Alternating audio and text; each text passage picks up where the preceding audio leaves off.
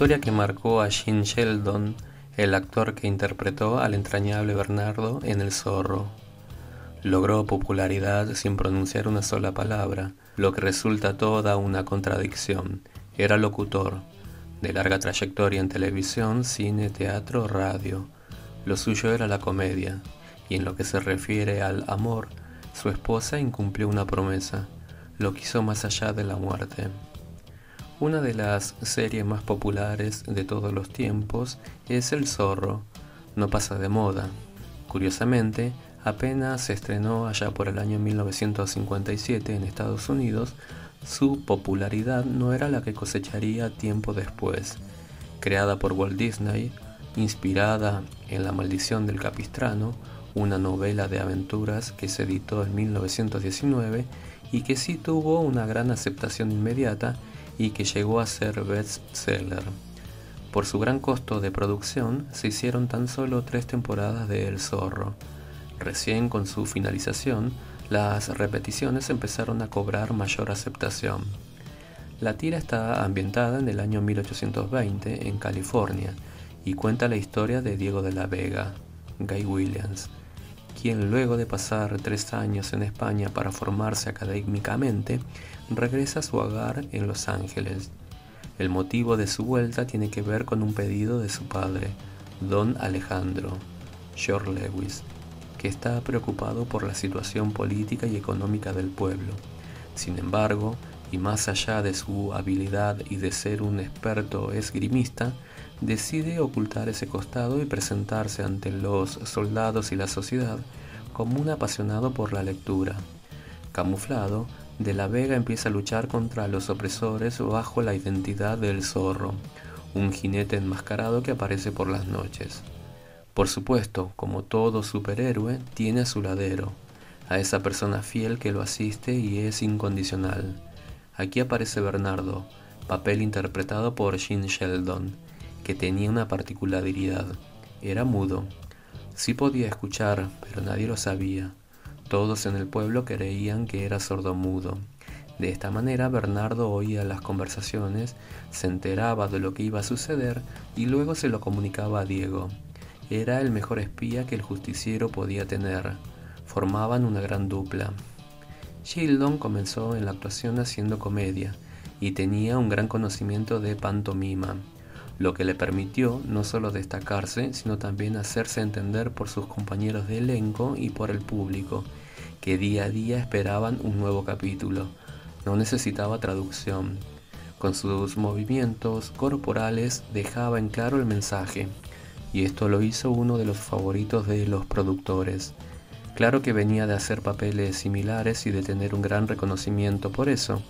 En 1942, este actor todoterreno tuvo un destacado debut en el teatro de revista en Broadway, en la pieza Prioridades, interpretando a un comediante que no hablaba y que basaba su paso por las tablas en los gestos para hacerse entender, usando incluso el traje de Harv Landon, uno de los actores más importantes del cine mudo. Se ganó el reconocimiento de los críticos teatrales por su labor. Lo curioso en la vida de Gene es que, pese a la solvencia con la que interpretaba su papel de sordomudo, en los primeros años de su carrera se desempeñó como locutor, destacándose por una voz firme y clara. Su estreno en los medios norteamericanos, antes de descubrirse como un talentoso actor, fue haciendo radio. Con el correr de los años, no fueron pocos los que se preguntaron el motivo por el cual el asistente de la Vega no podía hablar. En la serie nunca se reveló el origen de su mudez. Se dijo que el patrón anterior de Don Diego le había cortado la lengua. Sin embargo, el misterio parece haberse despejado en El Zorro, la novela de la escritora chilena Isabel Allende, que vio la luz en 2005. Allí se conocieron más detalles de la infancia y la vida adulta de Bernardo. En uno de los capítulos del libro se explica que Bernardo perdió el habla luego de atravesar por un gran trauma en su niñez.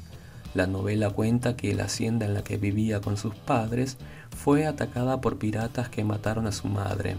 Se trató de un crimen atroz que el niño presenció y que le dejó una herida que le provocaría no lograr articular palabras por el resto de su vida.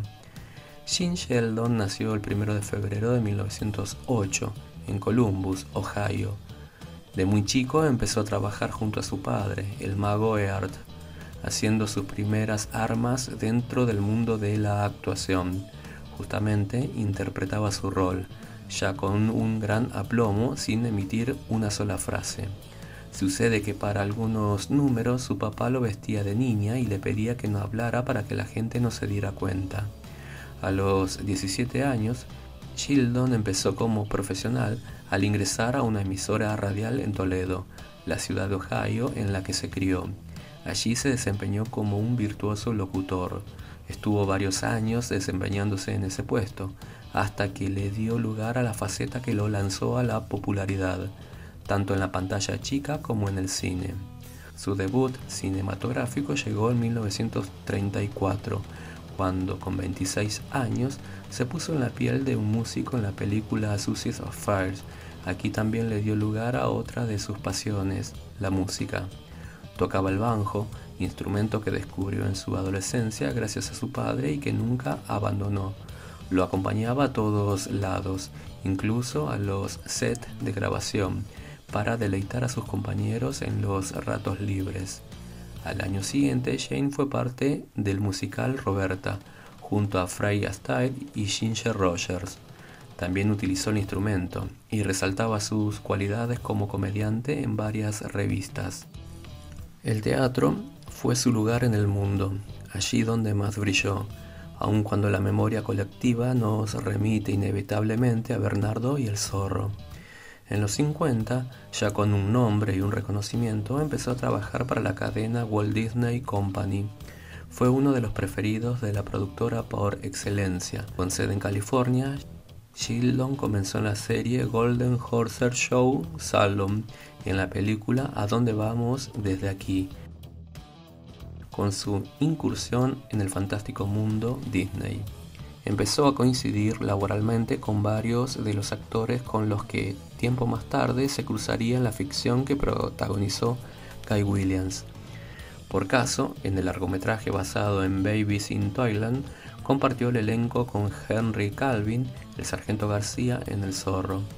En cuanto a su vida privada, Gene siempre trató de mantenerla al margen de la exposición. En 1944 contrajo matrimonio en Las Vegas con Margaret McCann, una mujer 14 años más joven a quien conoció en su Ohio natal.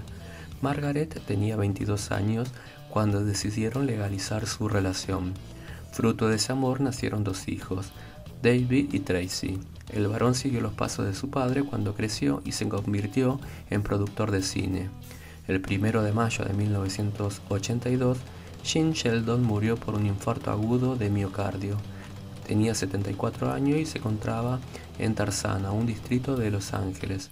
Su mujer, que murió en 2008, a la edad de 85 años, nunca más volvería a formar familia. Siguiendo su petición, los restos del actor fueron cremados.